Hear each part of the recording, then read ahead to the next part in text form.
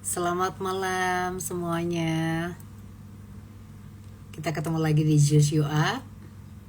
Dan sambil menunggu yang lain terlebih dahulu, nanti kita akan start jam 7.30 malam ya. Tapi sebelum itu saya mau cek dulu apakah suara saya bisa terdengar dengan jelas.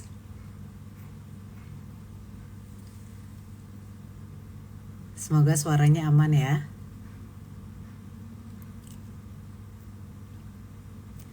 Mama Wati, selamat malam Bu. Selamat malam juga. Ada Natasha Varlamova, jelas, yes. Maulana Adam, terdengar dengan jelas Bu, terima kasih. Ada Cindy juga, ada GB Tommy, selamat malam, aman Bu, oke. Nanti kita akan mulai jam 7.30 ya, kita sambil menunggu yang lain terlebih dahulu. Tapi yang jelas malam hari ini, Just You Up akan membahas topik yang seru nih. Ini karena kayaknya pasarnya lagi sideways, kira-kira kita harus ngapain nih ya, dan harus bagaimana menyikapinya nih. Ini ada Deviana. Selamat malam Ibu, selamat malam juga. Ini ada Vivines, aman. Oke, terima kasih sudah dikonfirmasi. Malam hari ini kita punya topik yaitu prepare for take off sideways mark. Nanti kita akan bahas bersama dengan Pak Halim dari YB Surabaya. Maulana Adam, dapat bocoran banyak nggak nih? Dapat bocoran apa nih? Dapat bocoran emiten kayaknya, rekomendasi stock pick kayaknya ya.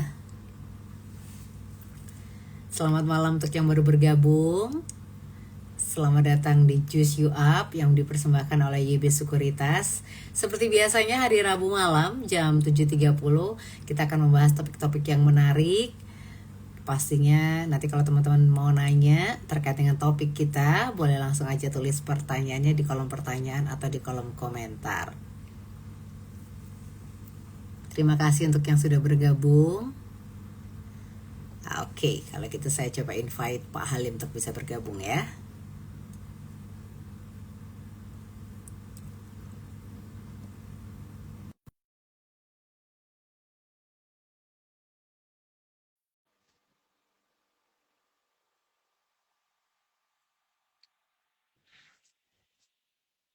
Selamat Mas, malam, Pak selamat malam Halim. Lady. Suara saya jelas ya? Aman, jelas banget nih Aman, Pak. oke, sip, sip, sip. Aman ya? Mm-mm. Oke. Pak, ini malam hari ini kita membahas topik yang menarik ya, karena mungkin sekarang pasarnya sedikit sideways. Jadi malam hari ini kita punya topik prepare for take off sideways mark. Ini kalau menurut Pak Halim sendiri kondisi IHSG yang sedang sideways ini masih dalam korelasi yang aman atau ada kecenderungan seperti apa nih? Nah, ini ini lucu juga nih. Ini Gimana tuh? sideway-nya di luar perkiraan ya, agak sedikit kebangetan. Biasanya Oh, sideway kenapa pun masih tuh? ada kehidupan ini. Ini lebih Oke lah, kering tapi tidak apa. kerontang gitu, Pak. Iya, kering kerontang banget tuh hari ini. Nah, kita mau bahas kok malah marketnya tambah kering kerontang gini, malah nunjukin lo ini lo sideway. Tapi kalau Oke, Setway ini memang sedikit membosankan berarti ya, Pak ya? boring banget, apalagi yang Oktober, yang September Oktober kita yang hit and run terus ya, naik-naiknya cepet banget satu hari, cari saham 5-6% gampang banget. Ini kok tahu-tahu marketnya konsolidasi, konsolidasi sideways, nggak kemana-mana, dikira turun, nggak mau turun, dikira naik, nggak mau naik. Jadi untuk trader yang kebiasaan main cepat ya, kali ini memang agak susah, boleh dibilang gitu, membingungkan. Oke, tapi katanya nih Pak, dengan kondisi pasar yang sideways membosankan, terus ini bingung juga para tradernya, katanya justru ini adalah momen yang pas untuk belajar investasi atau belajar saham, bener kah? Nah, iya, ini saat yang enak, saat sideways seperti ini enaknya apa? Harga saham tidak terlalu banyak gerak, kita bisa doing research ya. Kita doing research tidak perlu takut ketinggalan. Oh besok nih, ini saham ini murah, tidak perlu buru-buru masuk gitu loh. Kita lihat, oh masih tenang, masih santai gitu. Lebih mudah dihitung. Oke, tapi yang pasti menghitung uangnya pun untuk belajar saham harus pakai uang dingin ya Pak ya? Iya dong, ini kan view-nya long term harus pakai uang dingin. Nah, dingin ini bener-bener dingin ya. Ini yang dimaksud dengan uang dingin itu apa gitu loh. Kan banyak orang bilang, oh saya Mm-mm. nggak pakai 6 bulan dianggap uang dingin. Nah itu kan juga kayak gimana gitu. Padahal kan view-nya panjang. Jadi yang dimaksud definisi uang dingin itu seperti apa, Pak? Nah, uang dingin ini kan kita untuk investasi kan kita harus cari edge ya. Edge itu keuntungan. Kira-kira keuntungan apa sih? Keuntungan kita itu waktu. Kalau untuk investasi, keuntungan kita itu waktu. Kita nggak dibatasin waktu. Jadi kita bisa investasi itu selama dia masih naik, kita bisa hold, atau selama kriteria untuk jualan belum dipenuhi, ya kita hold aja. Nah, kalau saya sih sering lihatnya itu minimal 1 tahun lah view-nya. Kalau seandainya tercapai lebih dekat, ya nggak apa-apa. Terus juga harus diperhatikan risikonya. Uang dingin itu beneran uang dingin nggak? Ada orang bilang, oh ini uang dingin nggak saya pakai 6 bulan. Tapi begitu turun gimana? Masih mau toleransi nggak? Nah, itu kan jadi uang dingin tuh harus ditentukan dulu. Ini mau time frame berapa, ini mau resiko berapa, baru kita sesuaikan investasi kita. Oke, oke. Jadi mungkin secara sederhananya uang dingin itu adalah uang nggak kepake dengan time frame minimal 1 tahun. Iya, minimal 1 tahun lah kalau bisa. Oke, oke. Lebih panjang Karena lebih baik. takutnya kalau pakai lebih panjang lebih baik. Karena takutnya Iya, kalau pakai uang yang dipakai sehari-hari begitu turun nyantol langsung stres ya. stres, Langsung kena iya, mau mental. nikah batal tuh. 6 bulan lagi nikah, duitnya mau diputerin dulu. Wah, kacau tuh bisaan itu. Iya, bisa-bisa nggak jadi nikah ya, Pak. Mm-mm. Oke, Pak, tapi ini kayaknya ya akhir-akhir ini tuh banyak orang yang sudah mulai melek dengan investasi atau saham. Nah, banyak juga karyawan yang baru mau mulai belajar investasi, tapi takut juga nih, karena kan kalau kerja kan ada jam kerjanya tuh. Takutnya ganggu jam kerja juga, terus takutnya dikerjain dikit, ditinggal dikit udah berubah angkanya. Nah, kalau kayak gini tuh strategi apa nih Pak? Investasi yang paling aman, yang paling cocok untuk para karyawan? Nah, karyawan kan kita kalau karyawan kan kita setelah jam 4 kan kita free ya, malam kita bisa baca-baca lagi, bisa siap-siap buat besok ya. Rata-rata kan seperti itu Mm-mm. kan. Nggak dikejar. Ya, Nah, waktu itu kita pakai buat belajar. Belajar kita pelajari fundamentalnya gimana, kalau kita taruh ini layak atau enggak. Ini kan kebetulan sekarang ini kan IHSG sektor perbankan, terus retail ini kan habis beris panjang ya. Selama boleh dibilang 2 tahun turun terus nih. Nah ini valuasinya kan udah cukup murah. Bisa diperhatikan tuh. Dividennya itu udah layak nggak itu? Banyak banget nih dividennya udah di atas 8% ya. 7%, 8% banyak banget. Perhatikan fundamentalnya bagus atau enggak. Jadi daripada untuk karyawan ya, daripada kalian trading cepat, in out cepat, yang jelas itu kebanyakan mengganggu kerja kalian, betul nggak? Kalau kalian siang mm-mm. masih kerja, waktunya sebentar-sebentar lihat monitor, wah itu bukan kerjaan, udah nggak fokus, bos bisa marah lagi. Iya benar-benar.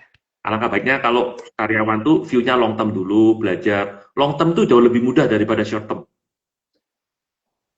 Oke, jadi kalau short term itu investasi, kalau long term itu trading gitu. Oh Karena banyak bukan, orang yang long bingung term juga itu tuh Pak, investasi, atau gimana? Oh long ya, term long itu term itu investasi investasi, dong. short term itu Ya, trading.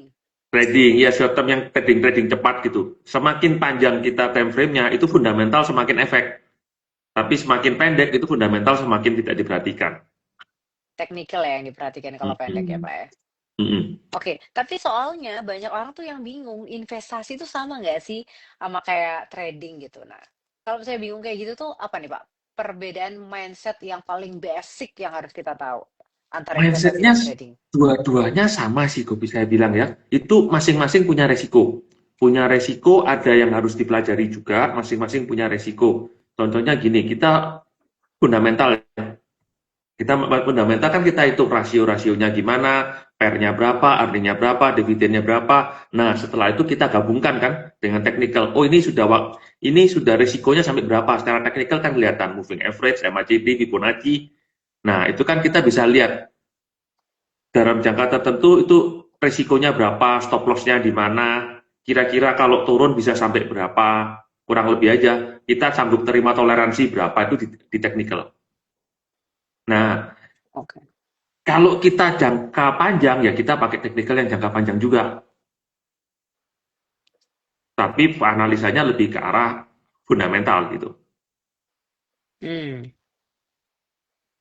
Oke. Contoh contoh nyata, contoh yang paling simpel gini, kayak sekarang ini kan saya yang sering ngajak teman-teman itu saham-saham seperti perbankan ya.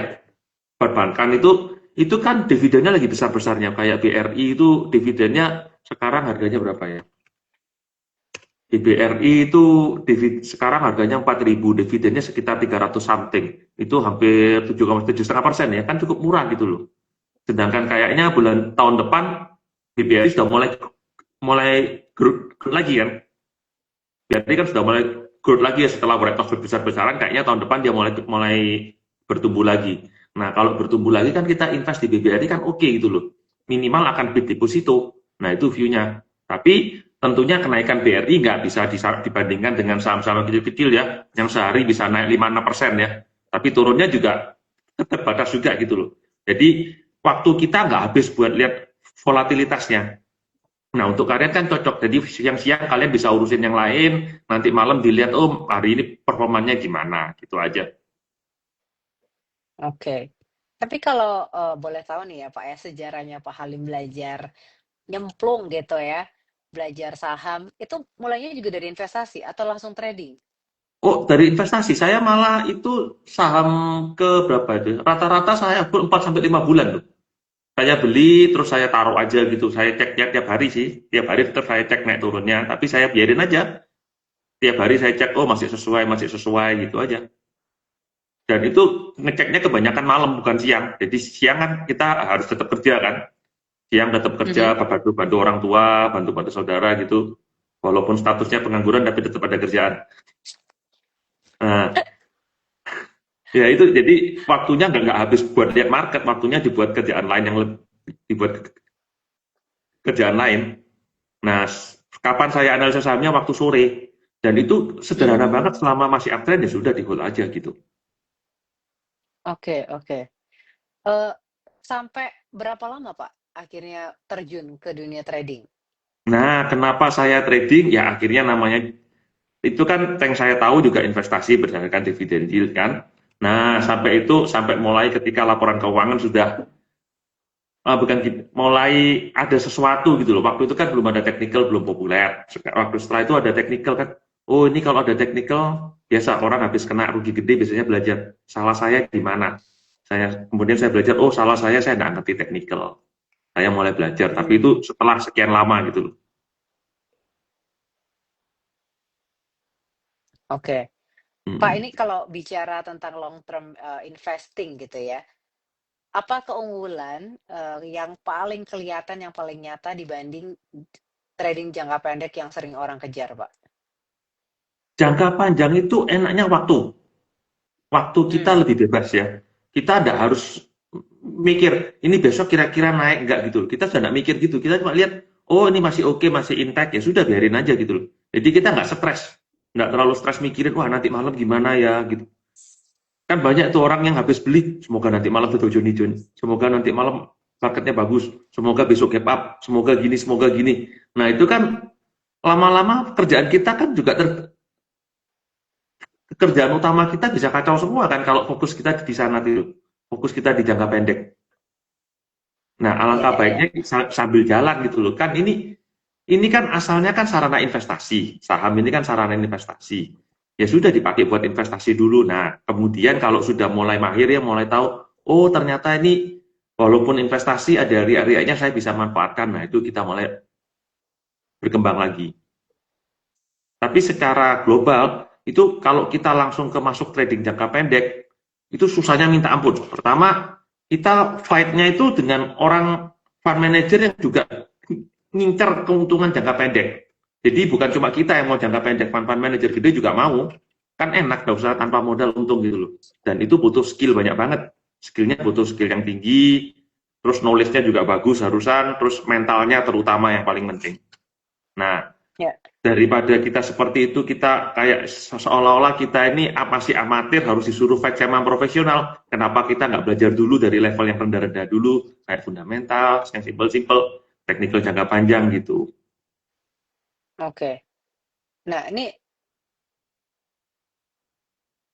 Pak Halim dengar suara Ya, saya? dengar-dengar lancar. Oh, oke oke. Ini nih apa namanya ada yang nanya nih kok dari Pak dari Ansu. Izin tanya kok pernah investasi di pucuk kayak BBCA waktu masih 10 ribuan? Pernah dong. Sorry, Pernah bukan ya? investasi, trading.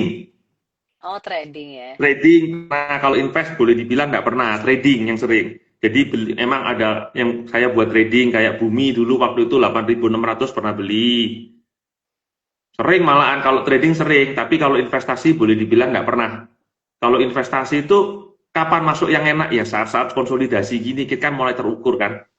Saat konsolidasi gini nanti menjelang breakout kita beli atau waktu turun koreksi dikit-dikit kita beli, yang penting tahu fundamentalnya dulu. Oke. Itu. Yang penting tahu Jadi fundamental, jadi kita tahu apa yang kita beli. Kalau kita udah tahu apa ya. yang kita beli, kita tahu dividennya berapa, kita hold panjang kan enak, tidurnya nyenyak. Gitu. Iya, iya, iya. Nah ini jadi kalau misalnya kita udah mulai mau cari saham untuk jangka panjang gitu ya kan belajar dulu nih ceritanya tadi seperti Mm-mm. yang Pak Halim bilang. Metrik paling sederhana yang bisa dipakai untuk para pemula itu apa nih Pak? Misalnya mungkin validasinya kah atau mungkin dividen yield-nya atau gimana? Ini bukan cara yang betul ya. Cara yang gampang ini, bukan cara yang betul ya. Ini bukan cara yang betul, ini cara yang gampang. Cara yang gampang dan ya 70% oke lah. Perhatikan ini. Perhatikan selalu perusahaan ini growth atau enggak, cash slim itu. Perusahaan ini growth atau enggak, revenue-nya gold atau enggak. Revenue-nya tumbuh atau enggak, net profit-nya tumbuh atau enggak. Nah, kalau sudah tahu perusahaan ini bagus, net profit-nya terus tumbuh, bagi dividen enggak. Terus kita berpikir, kita mau nggak dikasih dividen cuma segini? Kalau kita mau ya sudah go for it gitu loh. Selama masih tumbuh dan bagi dividen ya udah it's okay gitu loh. Untuk start oke lah, nanti kedepannya kita ada salah-salah dikit, tapi untuk basic kan kita tahu seandainya kita make mistake kita akan dapat dividen segini gitu. Itu yang paling gampang sih. Oke. Terus ya gitu asal-asal seperti itu. Nah nanti kalau kita bingung-bingung kita tanya sama orang loh, lo ini dividennya segini kira-kira masuk akal nggak? Kadang-kadang ada yang mau jelasin. Apalagi sekarang udah banyak banget ya AI yang mau jelasin ya. Ini bener nggak dividennya bisa segini gitu? Gampang banget sekarang tambah. Oke. Tadi kan Pak Halim sempat bilang ya kalau misalnya kita tuh lebih baik belajar investasi jangka panjang dulu daripada ngelawan yang profesional fund manager, ya kan? Ya, Nah, jadi kan berarti investor jangka panjang itu mungkin bisa dibilang sedikit kompetitornya. Nah, tapi kenapa ya nih Pak? betul. Tapi kenapa saham fundamental yang bagus itu justru diabaikan para trader jangka pendek? Biasa zaman sekarang kan orang maunya serba instan, maunya yang cepet-cepet gitu loh. Maunya yang beli hari ini besok naik kan. Kebiasaan sifat manusia juga sih, semuanya maunya seperti itu, maunya yang instan-instan. Kalau bisa hari ini beli besok naik kenapa enggak gitu loh. Yang dicari yang seperti itu. Padahal yang gampang-gampang banyak Oh. banget loh. Cuma ya karena enggak terlalu hype, view-nya panjang ya banyak yang kurang suka gitu loh. Ya kenapa di saat orang Hmm, lain enggak suka ya itu saatnya kita suka. Kan enak nggak saingan. positif sekali ya. Iya kan buat apa? Untuk apa kita bersaing dengan orang lain padahal ada sesuatu yang gampang diraih gitu loh. Prinsipnya seperti itu sih. Iya, iya, iya, iya. Pak, tapi ini banyak juga loh orang yang ngerasa takut Pak dengan analisa teknikal, takutnya ribet gitu kan. Nah, untuk investor jangka panjang, minimal harus belajar apa aja nih Pak? Ah ya, minimal belajar tren analisis yang paling gampang dulu lah, do teori. Bagaimana menentukan suatu saham itu uptrend atau enggak, do teori higher higher low. Terus turunannya moving average, turunannya lagi MACD. Itu aja yang simple-simple aja kok, nggak terlalu ribet. Malah orang dulu, investor sebelum tahun 90-an ya, sebelum tahun 2000 lah, mereka nggak kenal loh mereka nggak kenal ada indikator kayak moving average itu jarang banget mereka tahunya. Mereka bisa tentukan kok uptrend downtrend kok. Mereka melihat chart aja mereka bisa gitu loh pakai hero teori yang simple gitu. Nah sekarang kenapa kita toolnya makin banyak kita makin takut. Padahal dulu aja orang lihat chart kosongan aja sudah bisa gitu loh. Pakai higher low. Mm -mm. Ya Apalagi sekarang udah ada intinya AI ya Pak. iya sekarang ada AI lagi gampang lagi. Kita bisa tanya-tanya lagi. Oke. Tanya-tanya ya, Tadi intinya, ini gimana, gitu. tadi Pak Halim bilang apa? Sorry kepotong tadi. Intinya kenapa Pak? Intinya yang mana ya? Intinya gini, kalau orang dulu bisa tahu, maksudnya dengan cat seadanya aja mereka bisa tahu uptrend downtrend. Kenapa kita sekarang dengan teknologi yang sudah semaju ini kita masih takut-takut gitu loh menentukan uptrend dan downtrendnya gitu. Oke oke. Kalau AI itu kan membantu harusnya ya Pak ya. Tapi apa nih Pak kesalahan terbesar yang yang dilakukan Nah, oleh para para pemula saat i- pakai AI waktu ambil keputusan? nah, ini untuk general ya, general ini. Saya waktu di Bandung kemarin ada omong-omong, kita kan ada jelaskan juga cara pakai MI Broker dengan AI kan. Terus dia ada cerita nih, nasabah ada cerita, Pak ini kata MSCI masuk tapi kok ternyata tidak masuk gitu. Kata AI saham ini masuk ke MSCI tapi ketika hari H malah malah tidak masuk. Ini kenapa nih Pak? Dari itu saya sadar, oh jadi orang itu treat AI itu buat cari sesuatu gitu yang sebenarnya bukan untuk itu. AI itu untuk bantu kita. Jadi terus saya ceritakan ke dia, coba gini lain kali kalau tanya ke AI, tanya aja berapa probabilitas saham ini masuk MSCI. Kenapa saham ini bisa masuk SMI Pro dan konsepnya apa? Jadi dijelasin gitu loh. Jadi AI itu kumpulin data buat kita baca, buat kita ambil decision. Bukan AI yang ambil decision buat kita. Ah, Nah, itu orang banyak salahnya gitu. Orang kan sering dilempar ke AI kasih jawaban aja, apa aja langsung langsung kita pakai tanpa tanpa saya kentot. Apalagi anak-anak yang muda-muda itu. Soal dilempar ke AI langsung copy paste dikumpulin padahal nggak ngerti isinya apa. Nah, sebenarnya AI itu tujuannya itu. Tujuannya bantu kita menyelesaikan masalah gitu. Jadi kayak kayak pegawai kita. Nah, kalau kita pegawai kita kan kita suruh kan, ini tolong hitungin. Masa hasilnya nggak kita cek ulang langsung kita pakai? Ya nggak dong. Yang ambil keputusan akhir kan tetap kita. jadi kita bosnya ya. Iya dong, Mak. Masa kita jadi pegawainya komputer? Kita bosnya komputer dong, masa kita jadi pegawai kan nggak bener itu. Pak boleh nggak dikasih contoh nih Pak, cara pakai AI yang benar waktu menganalisa saham atau waktu menggunakan pemilihan investasi Pak? Nah, gini, misalnya kalau dulu kita dapat laporan keuangan kan, kita kan bingung. Bingung Mm-mm. ini yang dibaca mulai apa dulu? Sorry, bukan kita bingung. Kita kan masih cari satu persatu. Ini laporan keuangannya, EPS-nya berapa, terus cash flow-nya gimana. Nah, itu daripada repot, udah langsung aja laporan keuangannya kita upload ke ChatGPT atau Gemini apa, bila perlu dua-duanya, langsung ditanya, ini earningnya bagaimana bandingkan dengan tahun lalu, kira-kira growth-nya berapa, adakah project yang belum selesai, langsung kumpulin aja pertanyaan semua yang kalian mau tahu. Nah, nanti sama dia dikasih tahu semua gitu loh. Daripada kita teliti satu-satu, AI itu yang meringkas buat kita, lalu kita cocokkan bener atau enggak ini. Daripada kita teliti satu persatu, mereka kan bagus buat ngitung. Suruh mereka aja yang ngitung, kita tinggal lihat cocokin sesuai enggak gitu. Nah, itu contoh paling gampang di saham ya. Atau kita minta sejarah ini yang sering saya pakai ini. Bulan November seringnya pasar saham bagaimana? Nah, itu biasanya dijawab kebanyakan bulan November itu sideway. Makanya saya dari awal bulan udah bilang, ini kayaknya sideway. Ada alasannya juga sih, karena banyak, yaitu adjustment portofolio banyak banget di bulan November ini. Makanya pasar cenderung sideway, mereka itu ngulang semua gitu. Dari Pak Halim sendiri, seberapa sering Pak, seberapa besar persentasenya menggunakan AI Pak untuk analisa?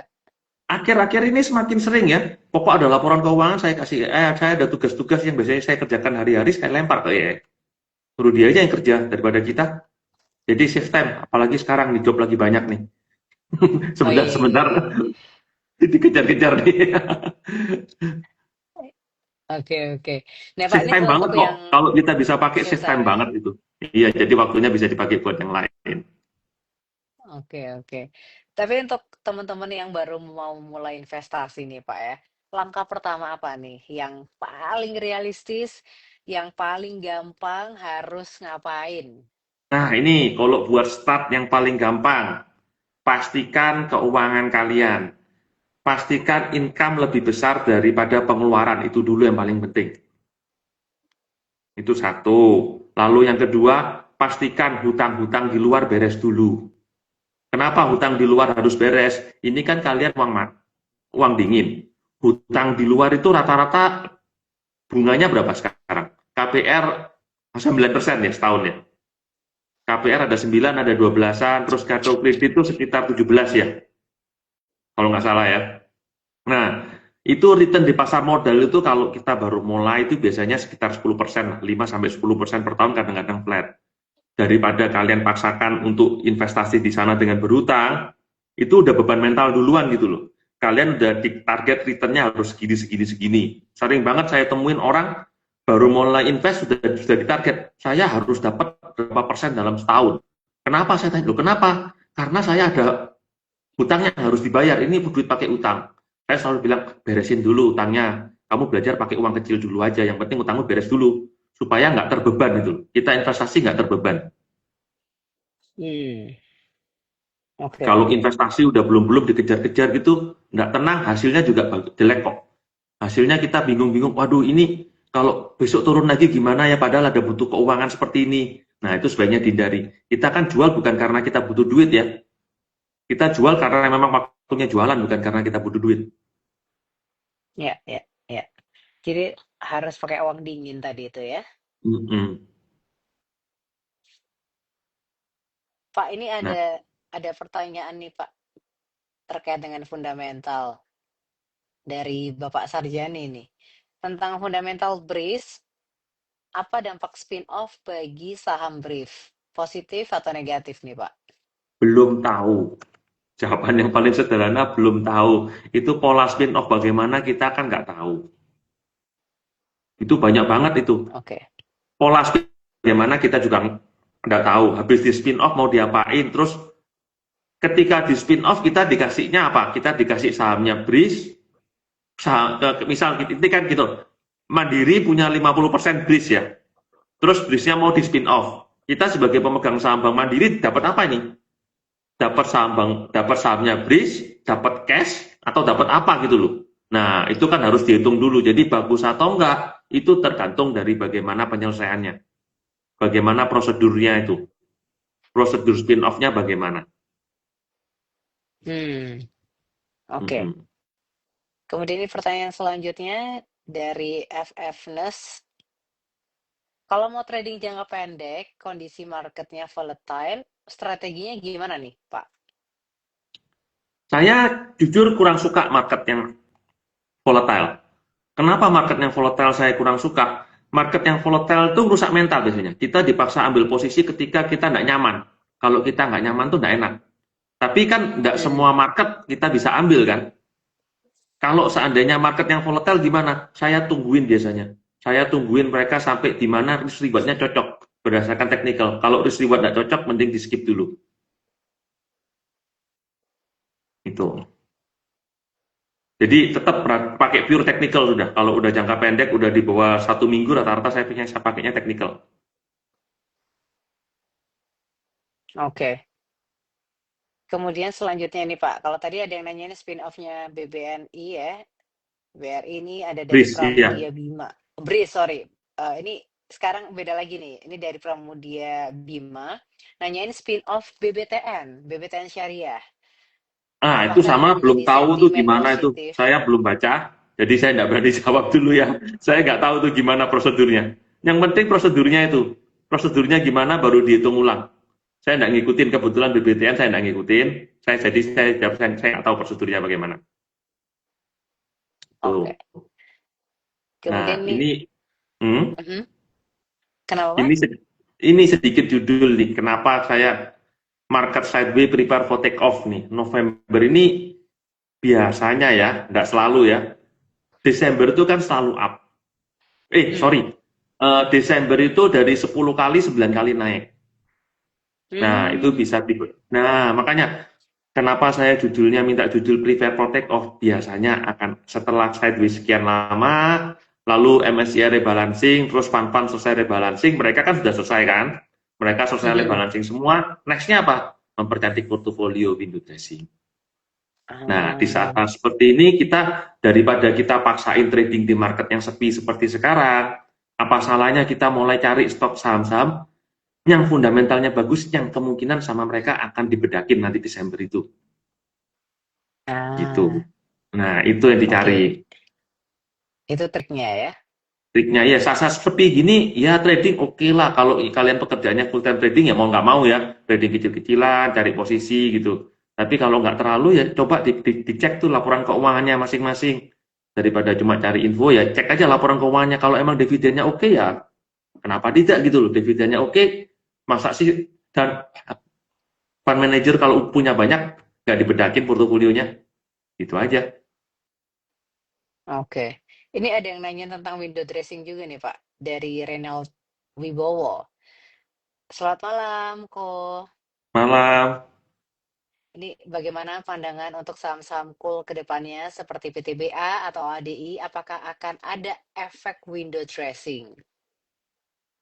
Ini sebentar ya, ini mesti cek harga coolnya gimana. Harga coolnya kan mulai uptrend.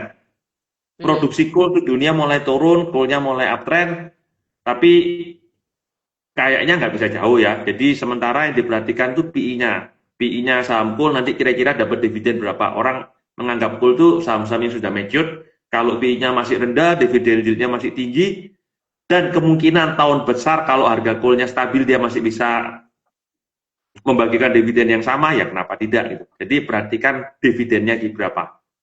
Jadi saham cool sekarang udah pure dividend play, growth-nya boleh dibilang minimalis ya. Kecuali ntar ada perubahan ya. Nah ini sudah ntar dia trading view. Ini kita amatin sudah naik banyak saham cool ini kalau kita lihat ini dari sejak bulan September itu sudah naik cukup banyak ya rata-rata ya. Rata-rata sudah cukup banyak sekarang pullback dan sudah dekat support mungkin kalau udah dekat support dilihat dividen yieldnya oke mungkin bisa dipertimbangkan buat masuk perhatikan dividennya kalau saham gold. oke, oke. Itu tuh tentang cool ya, saham-saham cool. Nah, Iya, ini kemudian tadi kan Pak Halim coba sempat bilang juga kalau ini pasarnya lagi sepi nih. Ini ada yang nanya nih dari Ansu. Kok saat ini rupiah dalam tekanan dan BI tahan suku bunga. Nah, apa nih sentimennya ke market? Nah, sepi tadi itu ya, Pak ya? sentimen ke market sepi. Nah ini sesuai ekspektasi hari ini ya. Saya perkirakan tadi turun, tapi market memperkirakan tidak turun. Market memperkirakan tidak turun dan ternyata tidak turun ya sesuai ekspektasi. Makanya tidak gerak-gerak juga marketnya hari ini. Jadi sekarang tunggu regional. Jadi ya efeknya gimana? Agak sedikit bergeser. Tadinya kan diperkirakan 2 kali rate cut lagi ya. Bulan ini, bulan November rate cut, bulan Desember rate cut. Sepertinya masih nunggu US nih. Mereka nggak mau duluan karena suku bunga Amerika sekarang lebih tinggi dari suku bunga rupiah ya. Makanya BI sepertinya agak sedikit khawatir. Mereka maunya Fed cut rate dulu baru kita ngikut kayaknya ya. Plus satu lagi, suku bunga kredit belum turun signifikan. BI tadi juga bilang nunggu juga. Jadi BI ini lebih ke arah wait and see. Jadi ya sentimennya agak sedikit berkurang ya. Sentimen positifnya agak sedikit berkurang, tapi overall masih positif. Oke. Pak, ini ada yang udah nanya soal prediksi mengenai tahun depan nih 2026. Apakah sudah bisa diprediksi, Pak? Tahun 2026, kondisi yang sekarang ini, bulan November ini, sama persis dengan kondisi bulan Oktober kalau nggak salah. Oktober tahun 2021, 2022. Jadi waktu itu kondisi market belum pulih kan, belum pulih karena COVID, tapi baru mulai pulih. Nah, sedangkan saham tech udah di atas, jadi ada rotasi. Ada rotasi, saham technya dijual, pindah ke saham-saham yang old economy lah, kayak perbankan, terus consumer, nah itu pada naik semua. Nah, kali ini kan sudah 2 tahun ekonomi kita jelek kan, diperkirakan Q4 ini kena purbaya efek katanya ya, kena purbaya efek, harusnya ekonomi mulai balik ya. Kalau kita lihat di mana-mana mall-mall udah mulai ramai lagi. Kalau kalian tanya, oh data retail sales juga mulai membaik, PMI juga mulai membaik, harusnya Q4 ini bagus data hasilnya. Tapi bisa sebagus apa, bursa bisa naik sejauh apa juga tergantung regional ya. Kalau regionalnya masih strong USD, memang bursa Indonesia akan menguat, tapi mungkin agak sedikit tertahan. Oke, jadi untuk prediksi tahun 2026, sektor apa yang menarik belum tahu juga ya? Sektornya simpel-simpel aja lah kayak sekarang nih Mas ya. Kalau nah ini agak tricky nih ya. Tahun depan harusnya banking oke. Banking oke. Hmm. Tahun ini kalau kita lihat perbankan tuh pencadangannya besar-besaran nih. Tahun depan harusnya kan sudah mulai berkurang. Pencadangannya tahun depan harusnya berkurang. Nah, kalau pencadangan berkurang, earningnya kan bisa growth lagi. Bisa growth 10-20% lagi. Kalau earningnya bisa growth, sahamnya kan ikutan naik lagi nanti. Ya, ya, ya, Jadi betul. utama saya perbankan. Tapi, nah ini lagi tapi, nah ini agak sedikit bingung. Bukan bingung, mengungkapkan ke trader-trader yang masih baru ini agak bingung. Kan trader yang baru ini kan yang setelah COVID ya, setelah 2022, 2023 kan. Mereka kan rata-rata melihat market itu sektor konglo itu kan kalau naik bisa sehari 10% ya. 10%, 20% gitu. Hmm. Terus naiknya bisa beggar beggar sampai 2 kali, 3 kali gitu. Nah, kalau perbankan kayaknya susah. Perbankan itu naiknya lebih slow, lebih santai ya. Kayak gini nih, kayak ini kita tanpa sadar kan, Bank Mandiri ini 2 bulan ini ntar ya. Bank Mandiri pelan-pelan seperti itu sebentar ya. Saya ada sedikit catatan nih. Bank Mandiri ya. Tanpa kita sadar Bank Mandiri itu sudah naik 20% loh dalam 2 bulan. Hmm. Tanpa kita sadar ya, dari sejak low-nya bulan Oktober itu sudah naik 20% loh. Tanpa kita sadar ya, padahal pelan-pelan ya. Seperti itulah. Kalau kita investnya di saham-saham yang fundamental, naiknya pelan rata-rata. Slow banget. Tapi slow kalau kita lihat harian ya, paling 1%, 2% gitu. Boring. Tapi masalahnya naik. Jadi orang-orang pada bingung nih. Ini di profit taking nanti hilang barang. Nah, di profit taking kalau turun bingung lagi nanti. Kalau turun lanjut bingung. Nah, ini makanya salah satu penyebab kenapa market sepi ya karena saham-saham perbankannya perbankan naik. Uangnya lari ke sana, marketnya jadi sepi, likuiditasnya agak berkurang. Oke.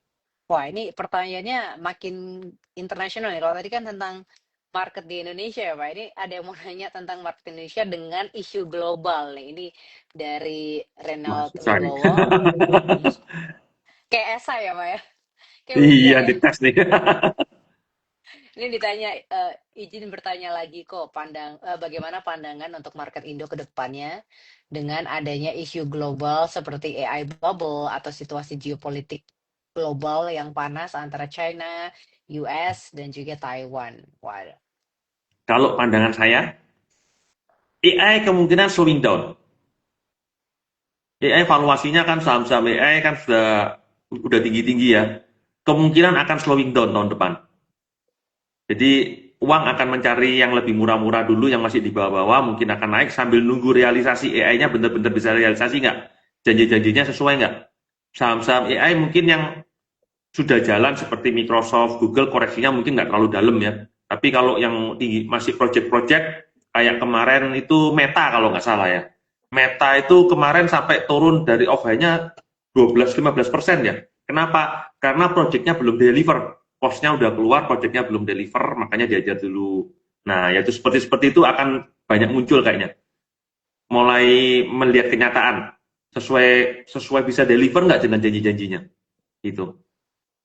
Nah, karena US marketnya tertekan, seperti biasa uang kan cari kira-kira bisa tumbuh di mana sih daripada saya tetap di US yang nggak tentu, saham-saham US-nya juga lagi nggak tentu gini ya, kenapa kalau emang US-nya nggak enak kita keluar dulu aja, keluar dulu masuk ke tempat lain, tunggu US-nya arahnya jelas baru balik ke US lagi, seperti itu. oke. Pak, ini satu pertanyaan terakhir ya, Pak ya. Eh, apa nih pesan yang paling penting untuk para investor pemula yang mungkin masih ragu nih, kayaknya investasi ini judi nggak sih? Apakah ada apa ya sesuatu keputusan yang benar-benar terukur nih? Nah, gini, investasi judi atau enggak, dari perspektif saya ya, mungkin dari perspektif orang lain agak beda-beda. Investasi itu judi kalau kita nggak tahu resikonya. Hmm, Kalau resiko lebih tinggi daripada rewardnya. Setelah kita hitung-hitung, oh ini risikonya segini, kemungkinan rewardnya segini. Kalau kita tetap ambil posisi itu, di mana risiko lebih besar daripada rewardnya, menurut saya itu judi. Jadi sebelum oke. kita ambil posisi, pastikan dulu tahu risikonya apa. Risikonya bisa turun sampai seberapa, bisa ditoleransi nggak?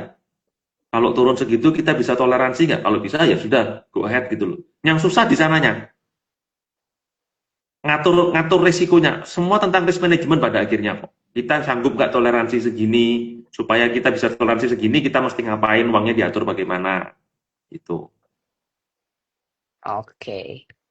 Jadi harus diukur resikonya ya. Iya, tahulah, kita minimal tahu risikonya. Kita kan tidak mungkin kan cari posisi 0% kemungkinan gainnya tinggi. Nah ini orang sering, saham yang pasti naik. Susah ini. Cari saham yang pasti naik. Begitu pasti naik, biasanya itu saatnya turun. Ah, Kenapa seperti itu? Sesuatu yang pasti itu berarti price in. Kalau sesuatu nggak ada resikonya berarti udah fully valued, udah price in. Ketika ada bad news dikit, biasanya turun. Itu kalau sesuatu sudah pasti. Justru saham itu kadang-kadang bisa dihargai murah karena ada sesuatu yang nggak pasti. Ada ketidakpastian yang buat orang mundur, buat orang ragu. Nah itu saatnya kita, kalau kita anggap ketidakpastian itu nggak terlalu penting, ya sudah, kita masuk aja gitu loh. Kan contoh nih, contoh. Fund manager itu rata-rata dikasih target return ketahunan kan. Mereka jarang banget dikasih return, 3 tahun kamu harus naik. Enggak, rata-rata mereka 6 bulan 1 tahun mereka sahamnya mereka, overall performa portofolionya harus naik. Jadi kalau saham mereka lihat, wah ini 1 tahun ke depan masih banyak masalah, mereka avoid. Kenapa? Takut performanya mereka turun. Jadi, nah itu bisa kita manfaatkan. Nah kalau kita view-nya jangka panjang, kita kan nggak harus jual kan dalam 1 tahun kan. Nah itu kita bisa manfaatkan. Saat saham murah seperti itu kita bisa beli. Enaknya di sana kalau investor retail. oke. Wah, ini belajar banyak banget nih malam hari ini dari Pak Halim nih. Simpel Terima kok. kasih Jadi banyak. yang pertama Simple ya. sesuai atau enggak dengan profil kita. Investasi itu fun kok, gampang. Gampang kalau kita mau sadar apa yang kita tahu dulu, belajar dari yang kita tahu, nggak usah yang ribet-ribet gitu. Orang belajar, oh mesti lihat ini, harus tahu insider. Nggak perlu kok harusnya, cukup lihat aja laporan keuangan gimana. Belajar dari yang kita tahu dulu. Itu jauh lebih simpel.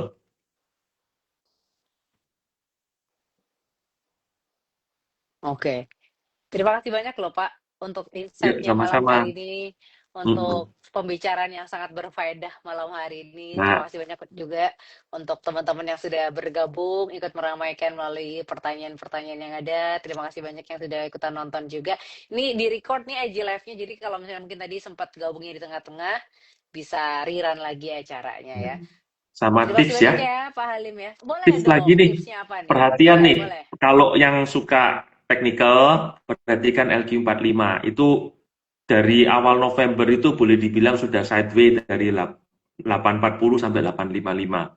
Kalau dia breakout kayaknya bullishnya dimulai. Tapi kalau dia breakdown kayaknya konsolidasi lagi. Jadi watch lah, watch LQ45 daripada perhatikan IHSG yang sering dibuat loncat-loncatan. IHSG juga sideways tapi lebih fokus ke LQ45 aja sementara. Oke. Terima kasih banyak Pak Halim. Oke, sama-sama. Oke, kalau gitu akhir kata saya Lady Lia pamit, Pak Halim juga pamit. Terima kasih, selamat malam. Terima kasih.